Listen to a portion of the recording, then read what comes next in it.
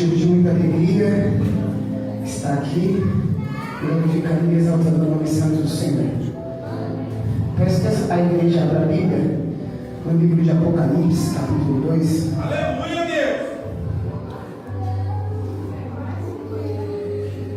Apocalipse, capítulo 2, a partir do versículo 1. Confesso que eu tentei fugir dessa palavra, mas eu lembrei de uma frase que dizia bem assim: a palavra não é sua e o povo também não é seu.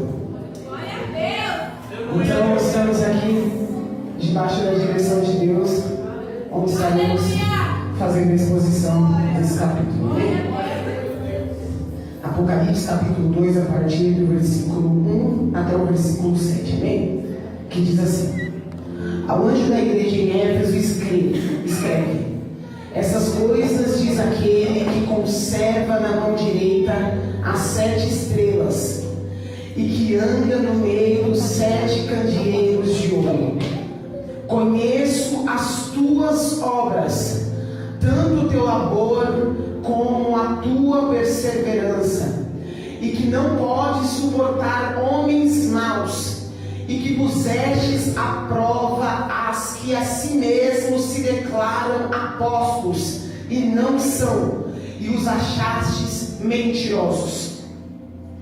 E tens perseverança, e suportastes provas por causa do meu nome, e não te deixastes esmorecer. Tenho, porém, contra ti que abandonaste o teu primeiro amor.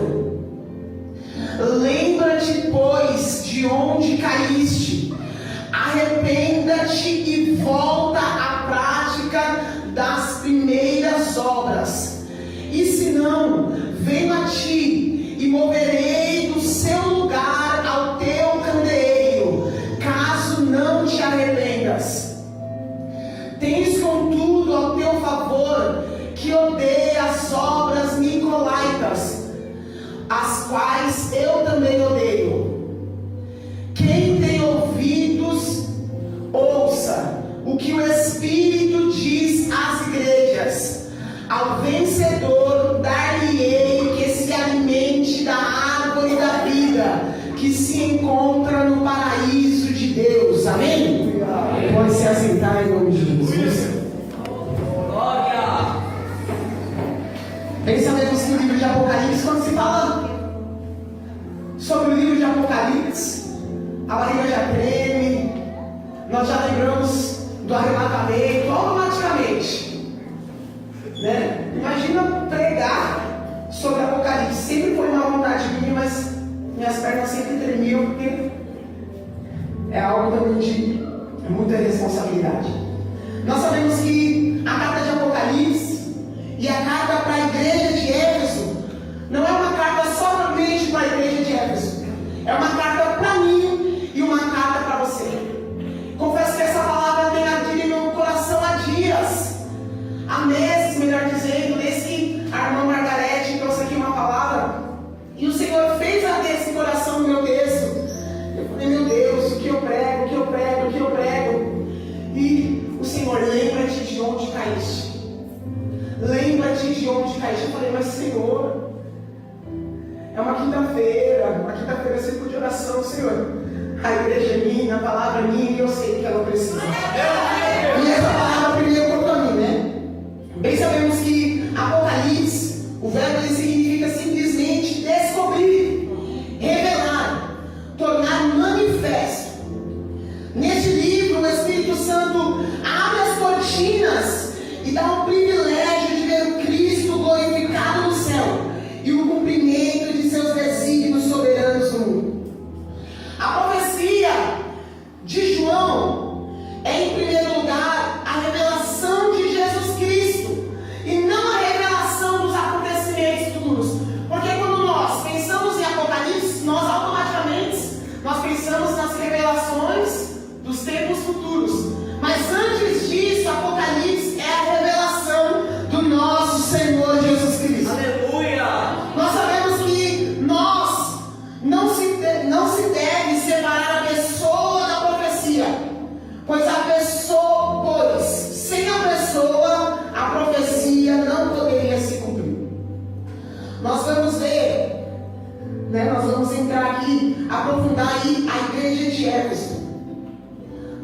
que nem sempre uma igreja que aos olhos humanos parece rica é realmente rica.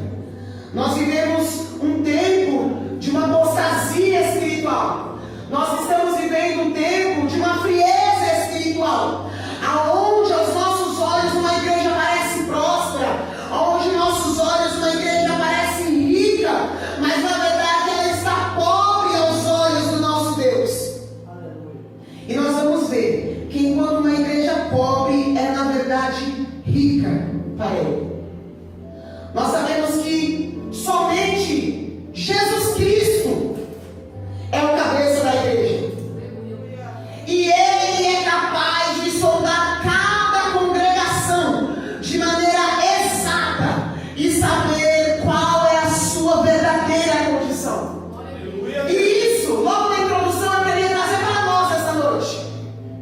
Hoje, Deus tem o poder de sondar o nosso coração. E hoje Ele sabe qual é a sua real condição. Às vezes colocamos um sorriso no rosto, nós viemos fazer uma média, nós viemos apenas cumprir com um cargo, vamos reger, hoje eu vou reger, hoje é a minha escala, mas o Senhor sabe a sua real condição e como você entrou aqui nessa noite. E como é dito, quem tem ouvidos ouçam, não que o Clepson diz à igreja, mas o que o Espírito diz às igrejas. Hoje o Senhor, Ele te viu e Ele sabe a sua real condição. Aos olhos do pastor, aos olhos da dirigente, parece que está tudo bem, mas Deus viu a sua condição nessa noite. E hoje, nessa noite, Ele veio nos corrigir e nos alegrar. Deus, Ele vê os elementos interiores, não apenas as aparências. Nessas mensagens especiais para as 7 igrejas da Ásia Menor, o Senhor apresenta a cada congregação uma radiografia de sua verdadeira condição. Mas o desejo de Deus é que todas as igrejas leiam essas mensagens e sejam totalmente beneficiadas por ela. Conforme o pastor mesmo disse, que a palavra qual traz fruto é aquela palavra qual nos ofende. E o Senhor, Ele vai alertar essas igrejas, não para que elas se afastem mais de Cristo, mas que a palavra ofenda ela e traga mudança de vida. Para que aquela palavra que é lançada a cada igreja, essas cartas, tragam benefícios. Tá bom, mas dá para melhorar. Tá ruim, dá para melhorar. E o Senhor vai fazer uma radiografia em cada igreja. E a primeira carta é a carta da igreja de Éfeso, uma das 7 igrejas ali da Ásia Menor. Nós vamos ver que no versículo 1 vai dizer: ao anjo da igreja em Éfeso escreve. Estas coisas já se foram. Som.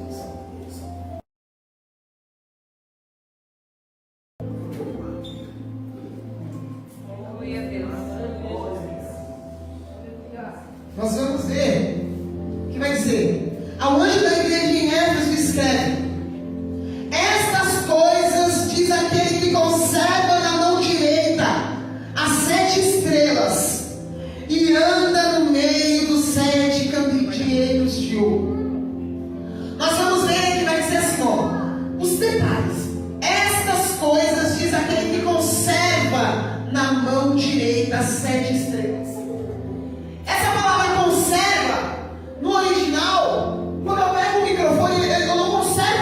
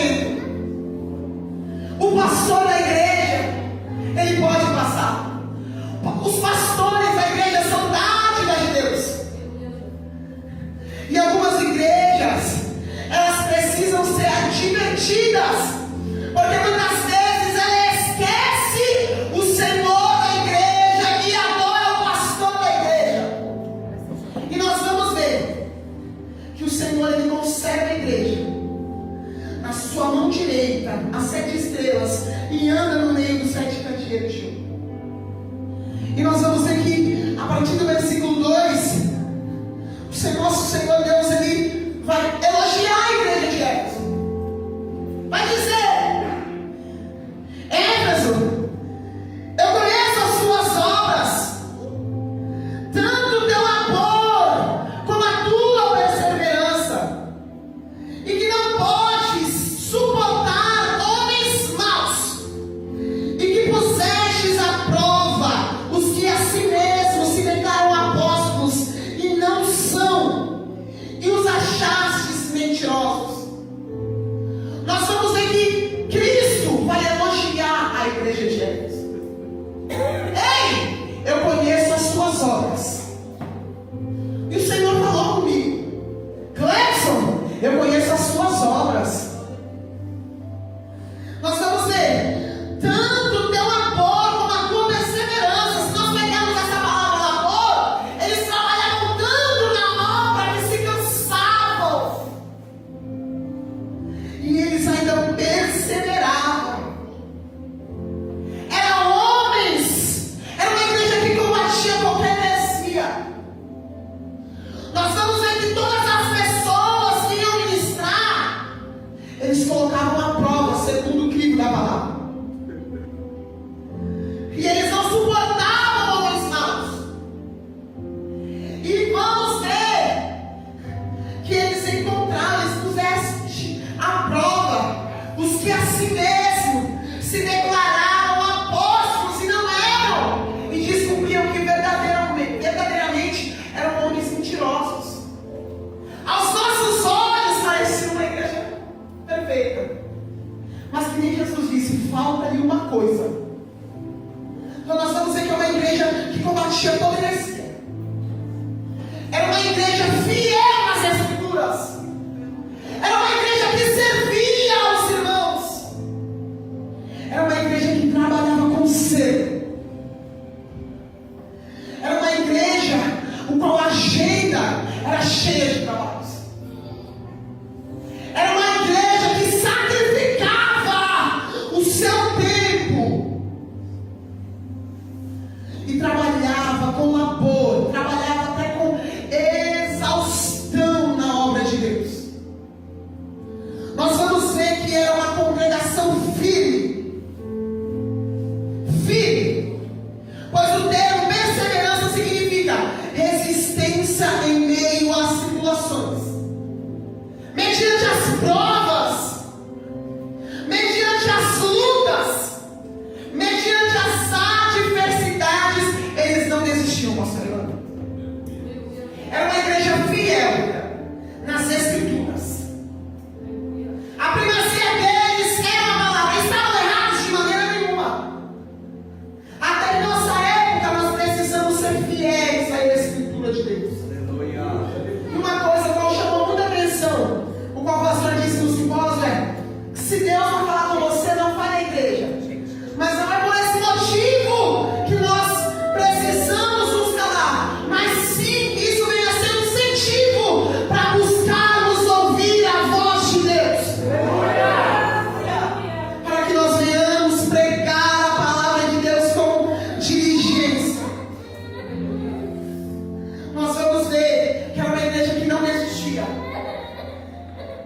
Vinha vento, vinha luta, e a igreja de Éfeso estava lá, praticando essa palavra. Nós vamos ver que a igreja de Éfeso era uma igreja totalmente separada, pois examinava com cuidado os ministros o qual o visitavam, para determinar se eram verdadeiros ou falsos. O apóstolo Paulo havia advertido os presbíteros de Éfeso de que falsos mestres surgiriam vindos de fora e até mesmo do meio da igreja. E João os havia instruído a provar os espíritos. Os cristãos de Éfeso, melhor dizendo, seguravam-se não apenas de doutrinas falsas, mas também de obras falsas. Então eles examinavam de uma forma esplêndida. Não era qualquer um que subia no pregar a palavra de Deus. E nós vamos ver que o apóstolo Paulo e o apóstolo João havia advertido: ei, toma cuidado, porque surgirão entre vocês falsos profetas e também virão de fora. Então a igreja estava alertada que surgiriam, mas eles precisavam se manter firmes nas Escrituras. Nós vamos ver que os cristãos da igreja de Éfeso eram um povo sofredor,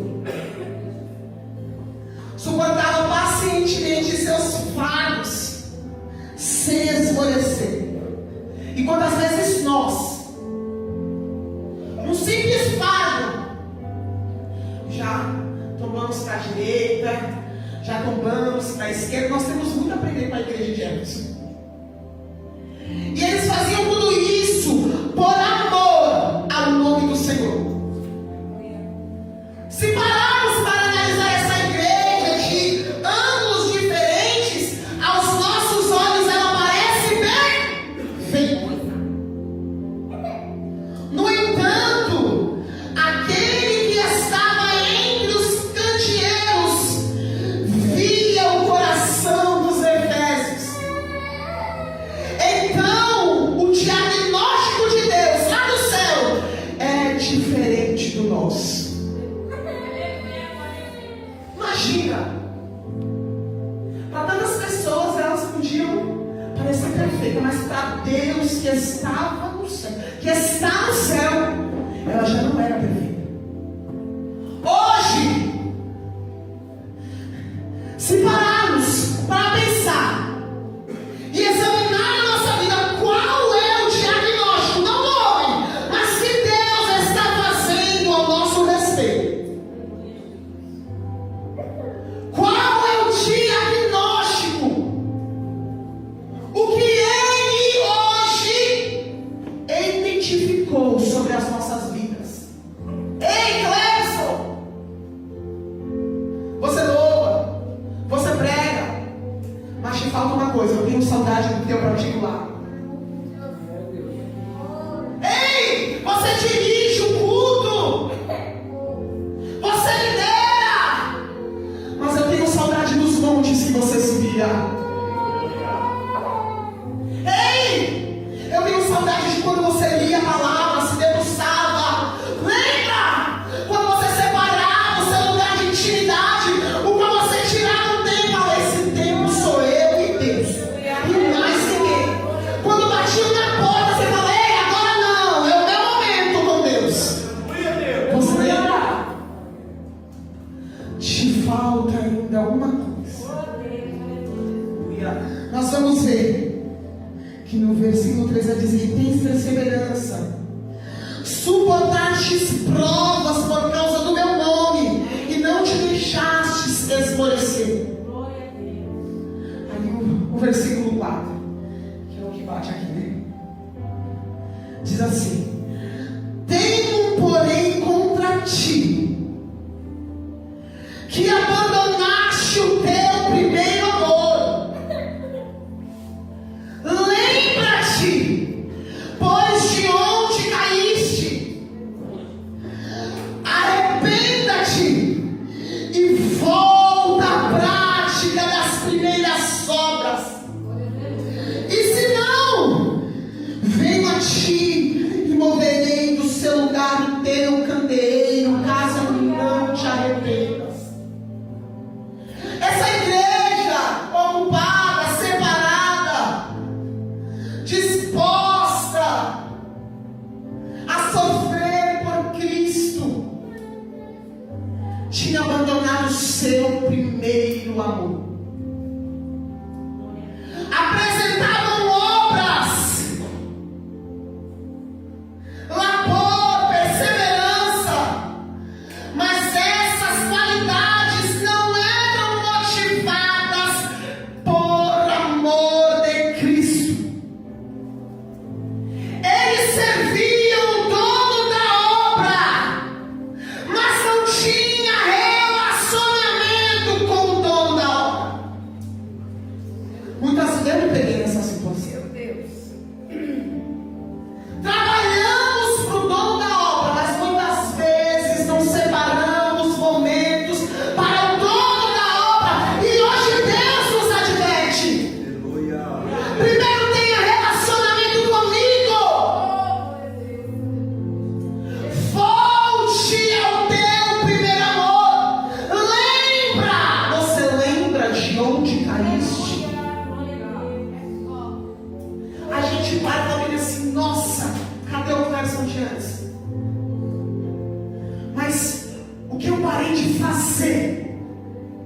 me tornar a pessoa que eu me tornei. Parei de orar, parei de jejuar, parei de ler a Bíblia.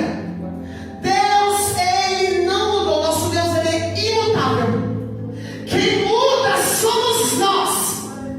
Quem deixa de buscar somos nós.